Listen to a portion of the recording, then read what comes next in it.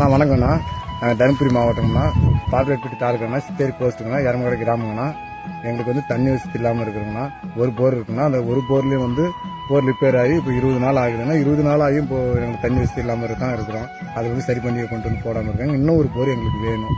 நாங்கள் கிட்டத்தட்ட இப்போ ஒரு 300 பேருக்கு மேலே இருக்கிறோம், குழந்தைங்க பெரியவங்க எல்லாமே சேர்த்து. அதனால எங்களுக்கு தண்ணி வசதி இல்லாமல் இருக்கிறோம். அந்த ஒரு போர் வச்சு யூஸ் பண்ண முடியல. அது எதுவும் ரிப்பேர் ஆயிடுச்சுன்னா 20 நாள் 30 நாள் நாங்கள் தண்ணி இல்லாமல் இருக்கிறோம். பக்கத்துலேயும் எங்களுக்கு இல்லாமல் இருக்குது. இன்னும் எங்களுக்கு முக்கியமாக ஒரு போர் வேணும் எங்களுக்கு ஊருக்கு, கிராமத்துக்கு. எதையும் உதவி பண்ண முடியுமா?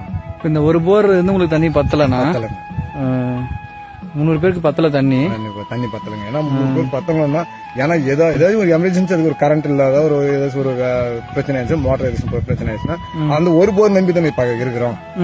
வேற எதுவும் பஞ்சாயத்துல இன்னொரு போர் எக்ஸ்ட்ரா இருந்தா இல்ல ஒரு கிணறு இருந்துச்சுன்னா அதுல இருந்து கூட தண்ணி எடுத்துக்கலாம். முன்னதெல்லாம் வந்து தண்ணி சேர்ந்து எடுக்கிற மாதிரி கிணறுலாம் கொடுத்துருங்க இருந்துச்சு பஞ்சாயத்துல. அதான் இல்ல, இப்ப எல்லாமே மோட்டர் கொண்டு வந்துட்டாங்க. இப்ப எங்களுக்கு என்ன ஒரு கை பம்பு ஏதோ பத்து கொடுங்க, இல்லையா இப்போ எங்களுக்கு ஒரு போர் போட்டு அடிஷனலா இன்னொன்னு வேணும். பத்த மாட்டேங்குது. எங்க ஊர் பொறுத்தளவு எரமகடை கிராமத்துக்கு வந்து தண்ணி பத்தாம தான் நாங்க கஷ்டம். அதுக்கு எதுவும் முயற்சி பண்ண முடியுமா பாருங்க. ரோடு வசதி எப்படின்னா அந்த ஊர்ல உங்களுக்கு? ரோடு வசதி இல்லைங்கண்ணா. இல்ல வந்து ரோடு வசதி இப்பதான் பஞ்சாயத்துக்குள்ள மட்டும் தான் இருக்கு. ஃபாரஸ்ட் வந்து எங்களுக்கு வரல. அதுக்கு வந்து பார்த்து எது செய்ய முடியுமா பாருங்க.